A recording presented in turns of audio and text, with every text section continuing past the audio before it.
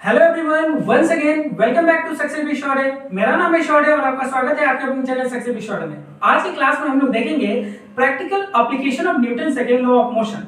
Newton second law of motion क्या है, already detail video मैंने इसका बना रखा है।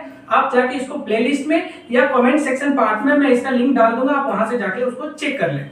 तो चलिए बिना देरी करते हुए क्लास को स्टार्ट करते हैं।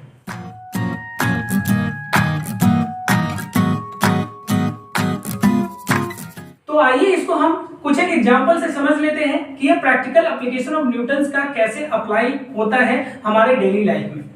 तो कभी आपने ऑब्जर्व किया होगा कि एक क्रिकेट प्लेयर होता है, जब कोई बैट्समैन जब बॉल को हिट करता है वो बाउंड्री के पार बॉल को पहुंचाना चाहता है, तो बाउंड्री पार पहुंचाने के दौरान बॉल को उतना मोमेंटम नहीं मिल पाता जिसके कारण वो बाउंड्री के पार जाए। तो वहां बाउंड्री पे जो खड़ा जो फील्डर होता है वो क्या करता है कि बॉल को वो कैच करता है। जब वो कैच को करता है तो आपने नोटिस किया होगा कैच करने के दौरान वो अपने हाथों को धीरे धीरे हाथ को पीछे खींचता है ना। दूसरा कंडीशन क्या है, अगर सपोज कीजिए कि अगर कोई फील्डर है, अगर वो सडनली अपने हाथ को अगर बॉल को कैच करे और अपने हैंड को कैच करने के दौरान यहीं पे रोक ले तो क्या होगा। इसी चीज को हम लोग समझेंगे प्रैक्टिकल एप्लीकेशन में न्यूटन के सेकंड लॉ ऑफ मोशन, और इसमें कैसे न्यूटन का second law of motion involve है इसको देखते हैं। तो आइए इसको हम लोग समझते हैं। सपोज कीजिए अगर कोई फील्डर है, अगर बॉल को यहाँ पे कैच करता है, बॉल को यहाँ पे कैच किया और कैच करने के दौरान वो क्या करता है, अपने हाथों को पीछे खींचता है।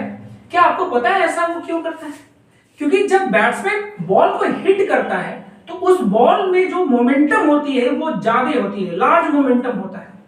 उसी मोमेंटम को कम करने के लिए जो फील्डर होता है जब वो कैच को पकड़ता है तो अपने हाथों को धीरे धीरे वो नीचे की तरफ खींचता है। तो चलिए इसको हम लोग समझते हैं डिटेल से। कंडीशन नंबर 1 क्या कहता है, केस नंबर 1 क्या कहता है कि अगर हम बॉल को पकड़े तो जो इनिशियल वेलोसिटी है मान लेते हैं कि वो 5 मीटर पर सेकेंड का है, एंड बॉल को यहां पकड़े और यहां से बॉल को हमने नीचे खींचा तो फाइनल वेलोसिटी आएगा।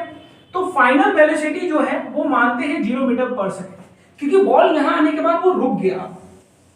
अब इसके दौरान कुछ ना कुछ तो टाइम लगा, उस टाइम को हम लेट कर लेते हैं कि वो जो टाइम लगा है वो 2 सेकेंड का टाइम लगा है, राइट। अगर हम इसको देखें, अगर फोर्स के बारे में बात करें तो अब उस बॉल को रोकने के लिए कुछ ना कुछ फोर्स तो लगा होगा। तो उस फोर्स का जो फॉर्मूला होता है वो क्या होता है, मास इनटू एक्सेलरेशन। अगर हम मास एक्सेलरेशन की बात करें तो एक्सेलरेशन के बारे में हम लोग क्या जानते हैं, v माइनस यू अपॉन में टी, राइट।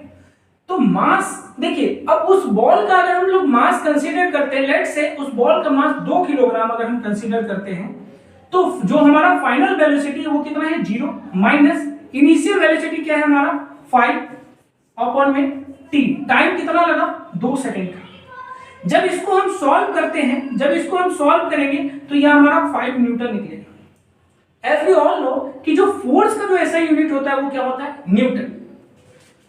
सेकेंड कंडीशन में क्या होता है कि अगर मान लीजिए कोई फील्डर है, उस बॉल को कैच किया और अपने हाथ को यहीं पे रोक लिया, तो इस कंडीशन में क्या होगा, उसके हाथ में क्या होगा देखते हैं, इसके बारे में समझते हैं। केस नंबर 2 क्या है, सपोज कीजिए कि उसकी जो इनिशियल जो बॉल की जो इनिशियल जो वेलोसिटी है वो 5 मीटर पर सेकेंड ही है, एंड उसका जो वेलोसिटी है क्योंकि बॉल को कैच किया तो वो यहीं पे रोक दिया तो वो क्या है 0 मीटर पर सेकेंड। एंड अगर हम टाइम की बात करें तो सपोज कर लेते हैं कि 0.2 सेकेंड का उसको टाइम लगा, कुछ ना कुछ तो टाइम लगा होगा। सडनली बॉल को भी रोकते हैं तो कुछ ना कुछ टाइम तो लगता ही है, ठीक है। अगर हम इसको इस वैल्यू पे डालेंगे मास इनटू एक्सेलरेशन पे, तो हमें पता है कि एक्सेलरेशन क्या होता है v माइनस यू अपॉन में टी। मास कितना था, बॉल का मास सेम ही है, कितना है 2 किलोग्राम, एंड वेलोसिटी अपने पास कितना है 0 माइनस u कितना है 5 अपॉन में t कितना है 0.2 सेकेंड। जब इसको हम लोग सॉल्व करेंगे तो क्या मिलेगा 2 मल्टीप्लाई 0, ये 5 बन जाएगा, डिवाइड का 0.2 माइनस 10 एंड 0.2, इसको जब सॉल्व करेंगे तो ये मिलेगा 50 न्यूटन। क्या मिलेगा 50 न्यूटन। अब जरा समझेंगे इसको, अगर इन दोनों कंडीशन को अगर हम देखते हैं, case number 1 and case number 2 को देखा जाए तो केस नंबर 1 में क्या है, इस वाले में देखेंगे तो बॉल को जो रोकने में जो फोर्स अप्लाई होता है वो बस 5 न्यूटन लग रहा है। बट अगर हम कंडीशन नंबर 2 देखेंगे, जब सडनली बॉल को रोक दिए उसमें कितना फोर्स लगा, 50 न्यूटन का फोर्स लगा। तो अगर हम दोनों को कंपेयर करेंगे तो इसमें लार्ज फोर्स लगाना पड़ा बॉल को रोकने के लिए और इसमें कम फोर्स लगा बॉल को रोकने के लिए। तो इसीलिए जब फील्डर बॉल को कैच करता है तो वो बॉल को नीचे की तरफ खींचता है। क्यों खींचता है? सो दैट कि उस जो बॉल का जो मोमेंटम है उसको कम किया जा सके।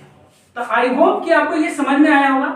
अनदर एग्जांपल की अगर हम बात करें तो अगर कोई एथलीट है, अगर हाई जंपर है कोई, वो जो जंप करता है तो जंप करने के दौरान क्या होता है, वो जो नीचे कुशन जो लगा होता है उस कुशन पे जब वो गिरता है तो वो देखते होंगे वो काफी सॉफ्ट होता है। सॉफ्ट होने के कारण जब वो गिरता है उसके ऊपर में तो वो क्या होता है, नीचे की तरफ दबता है। प्रेशर मतलब उस पर प्रेस लगता है, मतलब उस पर प्रेशर लगता है, जिसकी वजह से वो जो एथलीट है या फिर हाई जंपर है उसको थोड़ा टाइम लग जाता है अपने आप को सेटल करने के लिए, अपने आप को रोकने के लिए। इसकी वजह से उसको चोट भी कम लगती है। तो यही है हमारा practical application of Newton second law of motion. I hope कि आपको ये वीडियो समझ में आया है। अगर आपको ये वीडियो समझ में आ गया है तो प्लीज वीडियो को लाइक करें, अपने दोस्तों के साथ शेयर करें। अगर आप चैनल पे नए हैं तो इसको सब्सक्राइब भी कर दें एंड नोटिफिकेशन बेल को ऑन कर दें, सो दैट कि जो आने वाला वीडियो होगा वो आप तक टाइम पे पहुंच सके। तो मिलते हैं अगले वीडियो में न्यूटन के थर्ड लॉ ऑफ मोशन में। और हाँ, ये वीडियो आपको कैसा लगा इसे कमेंट सेक्शन पार्ट में जरूर लिख के बताएं। मिलते हैं अगले वीडियो में। जय हिंद।